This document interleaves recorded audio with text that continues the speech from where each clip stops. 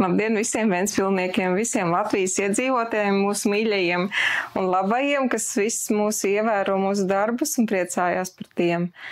Mēs savu biznesu, ja tā to var nosaukt, uzsākām pirms 15 gadiem. Es to darīju, biju audēju studijā drellītis un gribēju kaut ko kopā ar audējiem darīt. Austas vēl nemācēju un vēl joprojām nemāku. Un tad es izdomāju, ka es māku šūt un man ir jāiemācās uzšūt tautiskie krekli, lai mēs varētu kopā nokomplektēt tautas tērpus. Nu, un tad radās pirmie tautiskie krekli. Man bija daudz skolotāji un padomdevēji. Un tad es sāku šūt un izšūt tautiskos kreklus.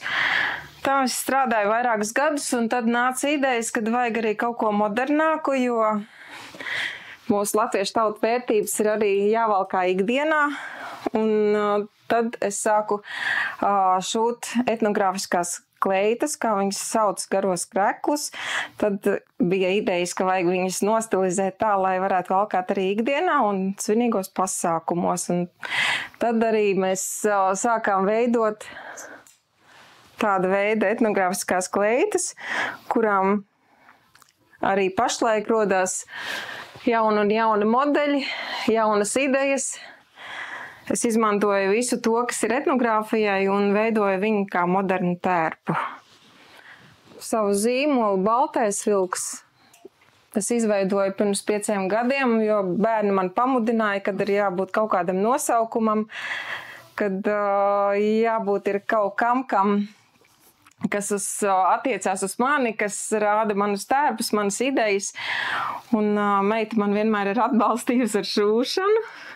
Es pierunāju beigās, ka nosaukumam mūsu zīmolam ir jābūt kaut kam ļoti tādam ģimeniskam mūsu. Un tad, tas uzvārds Baltais vilks ir pārtaps par mūsu zīmola nosaukumu.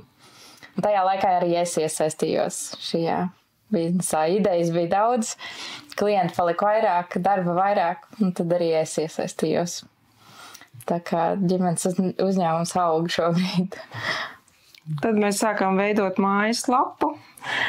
Mums pirms gada uztapa mājaslapa, kurā mēs liekam savus darbus iekšā, lai cilvēki var apskatīt. Viņš vairāk tā kā ir izveidots kā katalogs tam, ko mēs daram, lai man nebūtu katram individuāli jāsūt fotogrāfijas, bet arī iet mājaslapā apskatīties.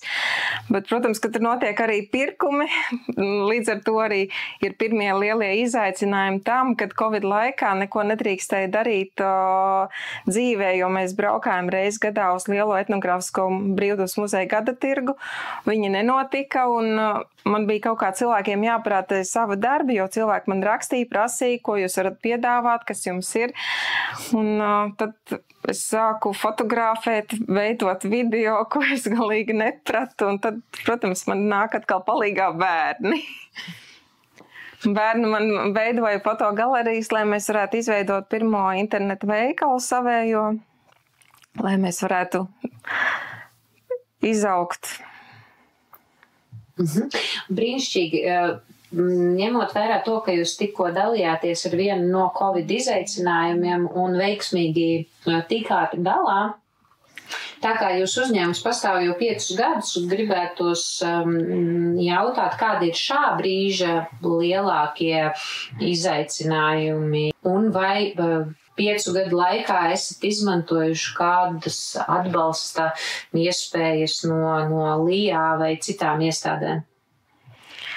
No valsts iestādēm vai kādu citu veidu atbalstus materiālā ziņā es neesmu izmantojusi. Es to esmu visu uzbūvējis saviem spēkiem un ar savu ģimenes atbalstu.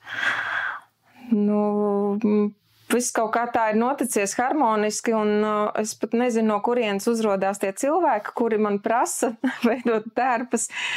Kolektīvi atsaucās, zvana, un tikko mēs šuvām izaicinājumu Ķekavas novada Baložu teātrim izrādēs Kodendienas Silmačos, kur es arī nekad nebiju ģērbus nevienu teātri. Dziesmu svētkiem bija ļoti liela izaicinājuma, lai uztaisītu divatātos pasūtījumus lielos, ko mums kolektīvi pasūtīja gan kori, gan dejotāji. īstenībā mums ir tā, ka mums jātiek galā ar to, ko mums cilvēki no mums prasa. Nu, nav laika pat domāt, kad ir jāmeklē kaut kādi sponsori vai kaut kāda cita veida palīdzība. Tātad bizness veiksmīgi virzās uz priekšu. Un nobeigumā, ko jūs novēlētu ventspilniekiem un pilsētas viesiem? Nu, ventspilniekiem es noteikti novēlētu vairāk smaidīt, vairāk priecāties par dzīvi, baudīt to. Nu, kaut vai reizi gadā saulgriežos saģērbties attiecīgi tiem svētkiem, veidot sev apkārt to noskaņu, lai būtu jautrāk un mīlīgāk un būtu ģimeniskāki tie svētki. Un baudīt dzīvi. Tad mēs aicinām katru ventspilnieku un arī katru Latvijas iedzīvotāju atrast savu īsto un vienīgo līgoni Jāņu tērpu. Varbūt, ka var atrast to mūsu mājaslapā baltaisvilks.com.